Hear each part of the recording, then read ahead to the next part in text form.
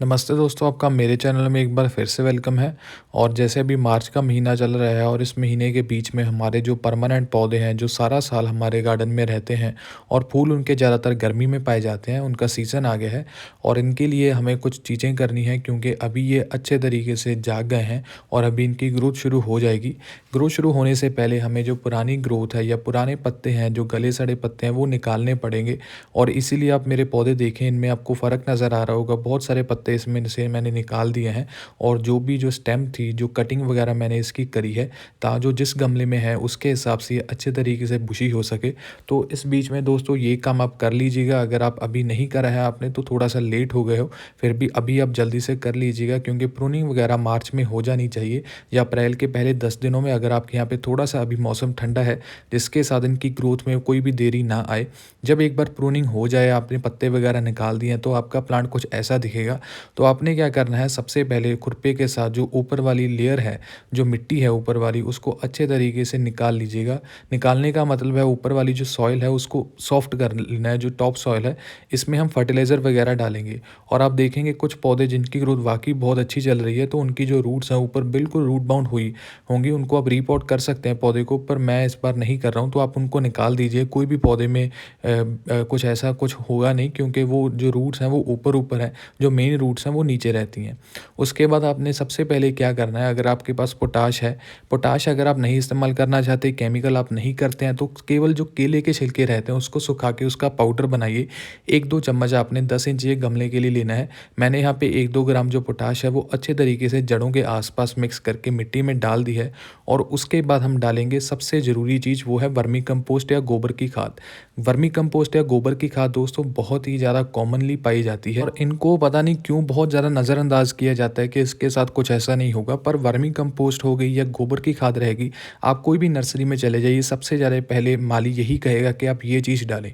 क्योंकि इसके साथ क्या रहता है, जो प्राइमरी न्यूट्रिशन रहता है पौधे का, जिसमें nitrogen, phosphorus and potassium major quantity में पौधे को चाहिए रहते हैं, वो पूरे होते हैं। इसलिए आपने 1-2 मुट्ठी 12 इंच के गमले में ज़रूर डालना है हर एक साल इस वक्त, या फिर महीने में एक बार भी आप कर सकते हैं। और अच्छे तरीके से इसको डाल के आपने जो मिट्टी है ऊपर दोबारा से ही वैसी फैला देनी है। और नीचे जो हमने जड़ों के पास डाला, जब जब इसको पानी लगेगा उसको न्यूट्रिशन पहुंचेगा। और ये दोस्तों ऊपर से मैं कर रहा हूँ, ये बिल्कुल ऑप्शनल है। काफ़ी बार मेरे यहाँ पे पौधे की जो पानी है, पौधे का पानी है, वो बहुत जल्दी से सूख जाता है। तो मल्चिंग दोस्तों क्या रहता है, मल्चिंग में हम ऊपर जो एक लेयर बिछा देते हैं जिसके साथ जो पानी है वो उस पौधे में ज़्यादा समय के लिए रहे। इसीलिए आप चावल के छिलके इस्तेमाल कर सकते हो या फिर लीफ मोल्ड है आप उसका प्रयोग कर सकते हो, कोकोपीट कर सकते हो। मेरे यहाँ पे चावल के छिलके बहुत आसानी से मिल जाते हैं, जहाँ पे चावल निकालते हैं तो वहाँ पे आपको भी बहुत आराम से मिल जाएंगे। तो आपने क्या करना है, ऊपर से जो लेयर है वो बिल्कुल कवर कर देनी है। इसके साथ जब इसको पानी मिलेगा, जो पानी पौधे की जड़ों के आसपास रहेगा। और ये याद ज़रूर रखिएगा, जब हम प्रूनिंग करते हैं, प्रूनिंग करने के बाद पौधे की जड़ों में मॉइस्चर ज़रूर होना चाहिए। अगर उसका मॉइस्चर उड़ना शुरू हो गया तो आपके पौधे में जो स्प्राउटिंग है वो बहुत देरी से शुरू होगी या फिर होगी ही नहीं।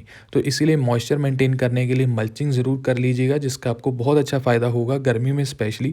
और ऊपर से दोस्तों मैं एक और चीज़ कर रहा हूँ, वो है सीवीड फर्टिलाइज़र।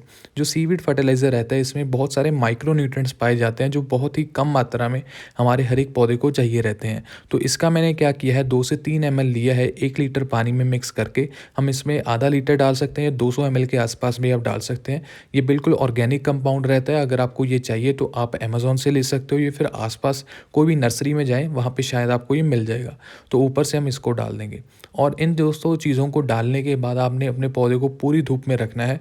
इसको शेडी एरिया में बिल्कुल भी मत रखिएगा क्योंकि अभी की जो धूप है वो बहुत ज़रूरी है पौधे की, जिसके साथ स्प्राउटिंग भी होगी और साथ में आपको देखने को मिलेगा कि जो आपका पौधा है वो बहुत बढ़िया तरीके से ग्रो हो रहा होगा।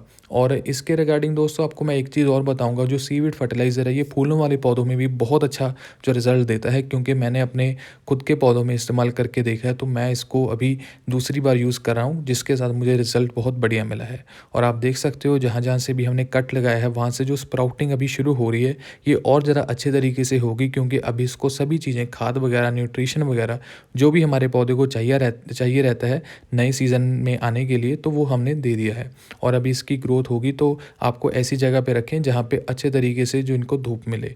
और इसके साथ ही दोस्तों काफ़ी लोगों के पौधों में ये देखा जाता है कि जब हम प्रूनिंग करते हैं तो पत्तों में कीड़े वगैरह लग जाते हैं, या कीड़े वगैरह कह सकते हैं, या कर्लिंग होनी शुरू हो जाती है। गुलाब के पौधे में भी आपने देखा होगा, टेकोमा के पौधे में भी ये होता है काफ़ी बार, या फिर कोई ऐसे कैटरपिलर वगैरह लग जाते हैं। तो उसके लिए आपने सिंपली कोई भी इंसेक्टिसाइड है, मैं अपनी तरफ से आपको ओमाइट बताऊँगा। अगर आप खुद कोई भी लेना चाहते हो तो आपको कोई भी ऐसे लोकल केमिकल शॉप में मिल जाएगा। नीम ऑयल का भी प्रयोग आप कर सकते हो।